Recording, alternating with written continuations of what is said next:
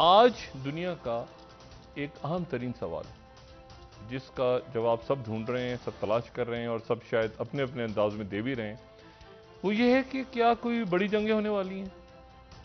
क्या वो तमाम ममालिक को अपनी लपेट में लेंगी?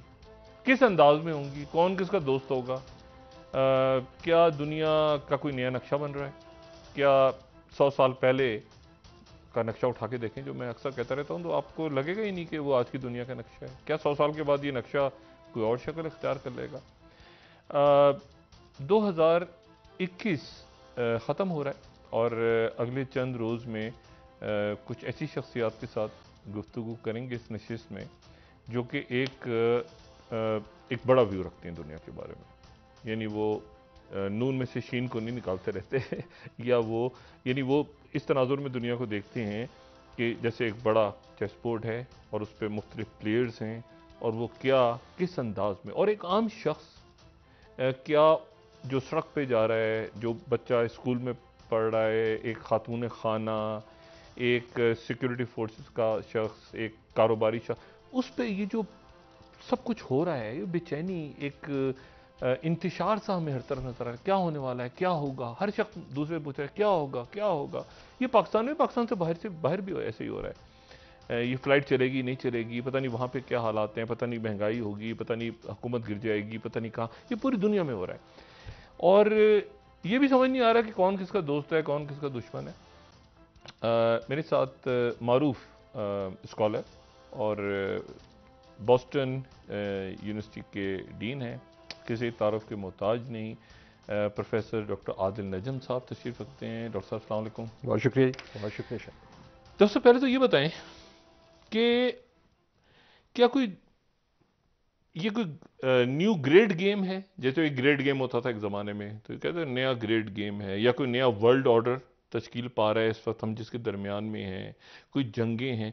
कैसे इस दौर को, जिसको इब्तला का दौर हम कह सकते हैं, क्या है ये दौर जिसमें हम रह रहे हैं इस वक्त? यार ये तमाम चीज़ें हैं, जो ग्रेट गेम भी कह सकते हैं आप, इसको आप जंग भी कह सकते हैं, डिपेंडिंग आप जंग कैसे कहते हैं, आप वर्ल्ड ऑर्डर भी कह सकते हैं, लेकिन इन तीनों चीज़ों में ये वो नहीं है जो पहले थी। नया जो जो इम्पोर्टेंट लफ्ज़ है ना, वो जो आपने बोला इसमें, वो ग्रेट गेम नहीं है, वो न्यू है। क्योंकि इसमें गलती अगर हो सकती है तो वो ये हो सकती है कि हम कहें अच्छा जी एक पहले ग्रेट गेम कहते थे अफगानिस्तान का, बरतानिया का, ये वो, तो ये वैसी ही कोई गेम है। ये वैसी चीज़ नहीं है, ये कोई नई चीज़ है।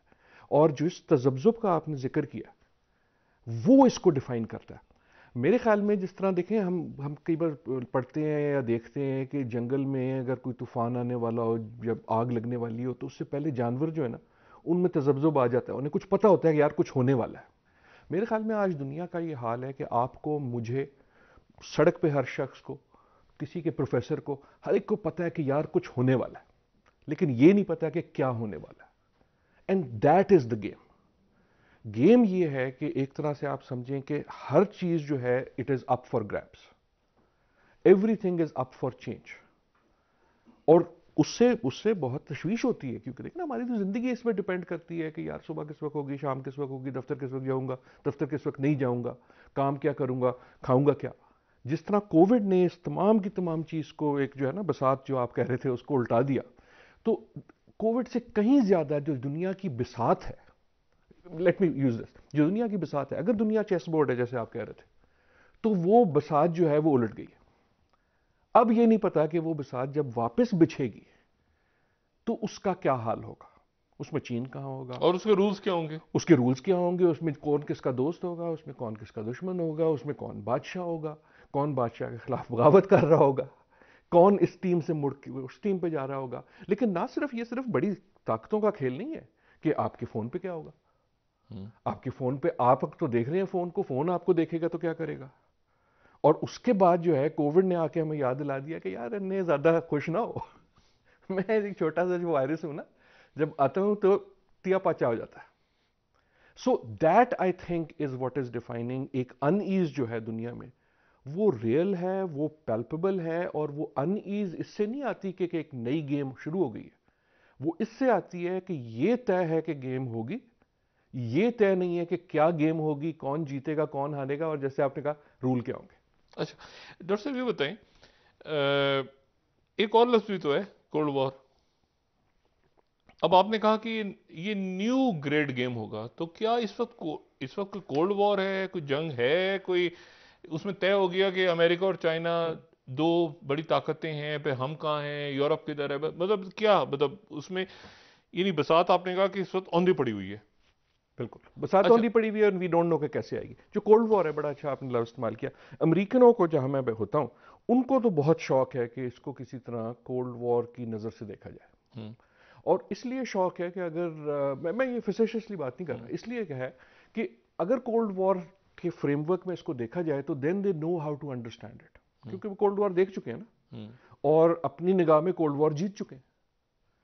सो अगर ये एक और कोल्ड वॉर है तो फिर वो समझते हैं कि हमें पता है कि रूल क्या है। मेरा ख्याल में ये कोल्ड वॉर नहीं है, ये कोई नई चीज है, इसके लिए कोई नया लफ्ज हॉट निकलेगा। वॉर है। हॉट वॉर तो फिर जंग है अच्छा, ना। हॉट वॉर्स तो खत्म हो गई। खत्म हो इन अ गई। वे कोल्ड वॉर इसलिए आई थी ना कि हॉट वॉर एक खत्म हुई। लेकिन दो बार लड़ी। लेकिन कोल्ड वॉर के दरमियान हॉट वॉर छोटी छोटी होती रही नहीं ना। नहीं, हाँ, दो बार आपने इसका लड़ी तख्ता फिर। उलट गया, उसका वो हुकूमत गिर गई, आपस में हाँ, लड़ते दो मरते बार लोग। आपने खुद लड़ी, उसके बाद फैसला किया यार एक वर्ल्ड ऑर्डर बनाते हैं। अब हम्म। मैं पॉजिटिवली बात कर रहा हूँ, एक दुनिया का एक नक्शा बनाते हैं, उसमें जो हॉट वॉर्स होंगी वो दूर पार करेंगे, हम्म। ताकि अपने काम जो है वैसे ना रुकने पड़े कि हमें उसे वर्ल्ड वॉर कहना पड़े। ठीक राइट। है। अच्छा, उसको एक तरह से कोल्ड वॉर कह दिया कि जो कोल्ड वॉर ये थी ना कि जो बड़ी ताकतें हैं वो कॉन्फ्लिक्ट में हैं, लेकिन मोहरों के लेकिन जरिए, लड़ाई मोहरों के में जरिए। मोरों के छोटे। जरिए ठीक है, हैं। बादशाह अपनी जगह दो खड़े हाँ, हैं और वो मोहरे लड़ रहे हैं। मोरे लड़ पे, ठीक है। हाँ, लेकिन वो खुद जो है वो हॉट वॉर में नहीं आ रहे। उसकी एक वजह थी, उसकी वजह न्यूक्लियर थी कि आपके सर पे साया था न्यूक्लियर का, कि अगर बादशाह लड़ेंगे तो जैसे वो मोरों में होता है कि बादशाह के पास एक ही मूव है और वो मूव जो है वो तो न्यूक्लियर है। उससे बचने के लिए उन्होंने कहा अच्छा जी हम ये साइड पे करते रहेंगे। The reason I am saying कि कोल्ड वॉर जो है, मुझे उससे क्यों थोड़ी सी तशवीश होती है। कोल्ड वॉर एक इमेज ये लाता है कि अच्छा जनाब, दो बड़ी ताकतें होंगी, वो तकरीबन बराबर होंगी, उनके स्फेयर ऑफ इन्फ्लुएंस होंगे, उनके अपने अपने मोहल्ले होंगे ठीक दोनों है। चौधरियों के, और उन मोहल्लों से बसात जो जो मोहरे हैं उनके थ्रू वो लड़ेंगे और कोशिश करेंगे अपना स्फेयर ऑफ इन्फ्लुएंस बढ़ाएं। Now it is not the reason, ये उस तरह की कोल्ड वॉर नहीं हो सकती कि देखें रूस और अमेरिका का तो कोई ट्रेडिंग ऐसी नहीं थी जैसे चीन और अमेरिका की है। उन्होंने तो अपना अपना दुनिया बांट ली थी ना, ये तुम्हारा ऐसा है, ये मेरा ऐसा है। ये वॉर्सो फैक्ट है, तो ये नेटो है, तो ये हाँ, इधर है, तो ये इधर है। अच्छा, इस वाले में तो पार्टली प्रॉब्लम ही है कि क्लैरिटी नहीं आ रही। ये जायदाद बांटने का खेल तो नहीं है ना। अच्छा, मतलब दोस्त भी हैं, और मतलब है कि तिजारत भी हो रही अमेरिका, है, दुश्मनी भी हो रही है। चीन का सबसे बड़ा ट्रेडिंग पार्टनर कौन है? अमेरिका। अच्छा, मुझे अमेरिका, सॉरी, अमेरिका का सबसे बड़ा ट्रेडिंग पार्टनर डेटनर कौन है? अमेरिका का सबसे बड़ा कर्जदार, मतलब कर्जदार नहीं, जिसने जिसने जिससे कर्ज पैसे, लिए हुए, बिल्कुल वो सही, कौन है? वो कौन है? चीन है। चाइना। तो ये इतने इंटेंगल्ड है इस वक्त ग्लोबलाइजेशन में वर्ल्ड कि the old cold war rules don't apply, I think. क्या नए रूल तय हो गए? नहीं नहीं तय हुए। नहीं नहीं, गेम गेम ये है, गेम गेम ये ये है। है। गेम जो थी वो हर हर जंग की, हर कॉन्फ्लिक्ट की, और मैं जंग के लफ्ज से दूर रहना चाहता हूं, लेकिन हर कॉन्फ्लिक्ट का जो असली मकसद होता है वो ये होता है कि रूल मैं लिखूं। जीतने वाला जो है ना, वो इसलिए नहीं जीतता कि वो जमीन उसके पास आ जाती है या फतह उसकी हो जाती है। फतह ये होती है कि फिर रूल वो लिखता है। देखे ना, सेकंड वर्ल्ड वॉर के बाद रूल लिखे ना हाँ, कि 5 के पास वीटो है।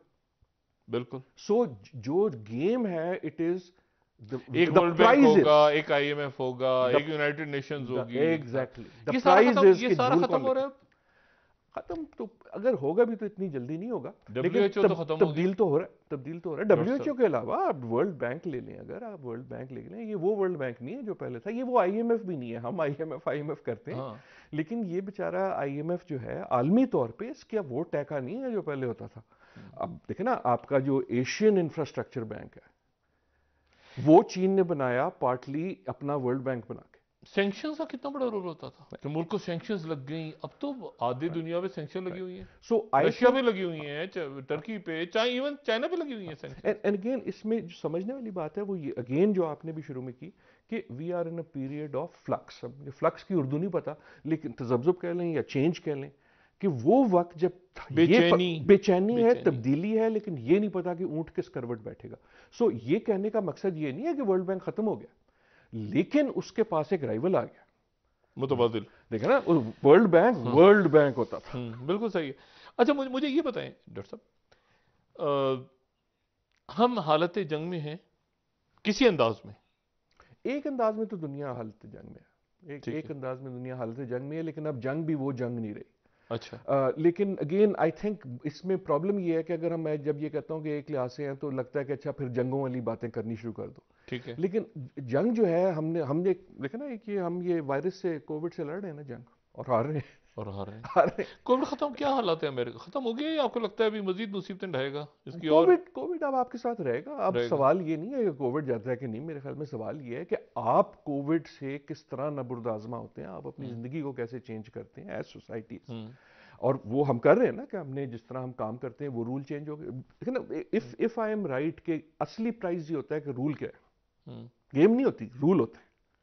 ठीक है। ताकत उसकी होती है जिसके पास रूल हो। कोविड ने क्या किया कि आपको रूल चेंज करा दिया ना। हम्म। कब दफ्तर आओ, कैसे दफ्तर आओ, किस तरह बात करो, कैसे ट्रैवल करो। आप ट्रैवल में पहले वीजे के पीछे भागते थे, अब आप जो है ना वो अपने टेस्ट के पीछे टेस्ट के भागते पीछे हैं। भाग रहे हैं। राइट, हम्म। एकदम रूल चेंज किए ना। सो हम्म। इन अ वे, अच्छा टेक्नोलॉजी ने चेंज किए, हम्म। सिर्फ सिर्फ कोविड ने तो नहीं किए, ट्रेड ने चेंज किए।